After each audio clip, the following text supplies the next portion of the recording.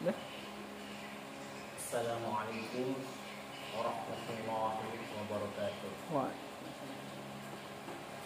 Bismillahirrahmanirrahim. Alhamdulillahirabbil alamin. Wassalatu wassalamu ala asyrafil anbiya'i wal mursalin wa ala alihi washabbihi ajmain. Qala al-mu'allif rahimahullahu ta'ala wa nafa'ana wa bi ulumihi fid dharain amin. Alhamdulillah, hari ini kita memasuki pembelajaran materi kisi-kisi untuk kelas 2 Wusta. Silakan dibuka di halaman 15 Kitab Akhlak karangan Haji Adnan Yahya Lubis, menyatakan tentang pasal ke-10 pada tabah hati atau sabar. Firman Allah Subhanahu wa taala di dalam Al-Qur'an, "Innallaha ma'as-sabirin." Maksudnya, sesungguhnya karunia Allah Subhanahu wa taala beserta orang-orang yang sabar. Ketahuilah wahai murid, bahwa syarat penting dalam belajar ialah sabar. Artinya, apabila kita ingin memperoleh ilmu yang betul-betul bermanfaat dan berfaedah, maka kita harus sabar dalam menjalani untuk bisa mengambil faedah atau manfaat dari ilmu tersebut. Artinya, tabah hati dan bersungguh-sungguh. Maka mestilah engkau sabar menghadapi kepayahan-kepayahan belajar. Maksudnya ialah kesulitan atau godaan-godaan ketika dalam belajar. Misalnya, rasa malas, rasa mengantuk, rasa ini, rasa itu yang bisa mengganggu konsentrasi kita ketika belajar. Maka dari itu, di sini disunatkan, malah dianjurkan kepada kita sebelum belajar untuk selalu membaca doa, agar ketika pembelajaran berlangsung, hati kita menjadi tenang, pikiran kita menjadi tenang, dan konsentrasi kita semakin terjaga. Seperti menghafis dan mengulangi pelajaran-pelajaran. Maksud menghafis di sini adalah menghafal. Artinya pelajaran-pelajaran itu diulang atau dihafal supaya pembelajaran itu tidak hilang. Demikian pula mesti engkau sabar belanja sedikit ataupun tidak beroleh belanja sedikit jua pun. Maksudnya di sini adalah orang yang pergi keluar untuk mencari rezeki atau nafkah. Dia mendapat rezeki yang sedikit, dia bersabar, bersyukur atas apa yang dia dapatkan.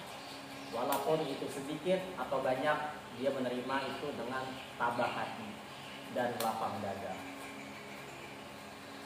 Karena adalah ulama-ulama besar dahulu sangat banyak yang menjumpai kepayahan-kepayahan, tetapi mereka sabar sehingga beroleh ilmu yang berfaedah. Demikian pula sabar Nabi Muhammad dalam menyebarkan agama Islam hingga berhasil cita-citanya. Mungkin kalian semua banyak mendengar sirah-sirah nabawiyah tentang cerita-cerita Nabi Muhammad SAW dan cerita-cerita para sahabat Nabi, cerita para ulama shalihin, yang di sana mereka dengan sabar dan tabah dalam menyebarkan ilmu-ilmu agama untuk supaya umat atau masyarakat menjadi kaum yang beriman kepada Allah Subhanahu wa taala, baik perangainya dan selalu senantiasa berbuat kebaikan. Dan demikian pula seperti mencapai kemerdekaan mesti ada ketabahan. Ingat perjuangan para pahlawan Indonesia dahulu. Mereka dengan sabar, dengan sukarela, dengan hati yang lapang dada, mereka berjuang untuk memerdekakan bangsa Indonesia yang dijajah oleh bangsa asing. Jikalau mereka tidak sabar, tidak ada perjuangan yang penuh dengan darah dan doa, maka kita tidak akan bisa menikmati hasilnya hingga sekarang. Telah berkata syair, Man sabara zafara. Artinya, siapa yang sabar pasti beroleh kemenangan. Dari ini kita mengambil kesimpulan bahwasanya kesabaran itu akan mendatangkan keberuntungan jika kita senantiasa menjalaninya dengan penuh ketabahan. Lapang dada selalu diiringi dengan perjuangan dan doa.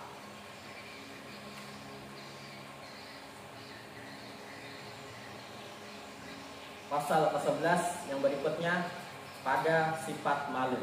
Telah bersabda Rasulullah SAW, al-haya'u minal iman. Maksudnya pemalu itu adalah sebagian daripada iman. Adalah malu terbagi kepada dua. Yang pertama, malu memperbuat kejahatan, seperti malu main judi, malu tidak sembahyang, dan malu tidak mengaji. Seperti itulah malu sebagian daripada iman.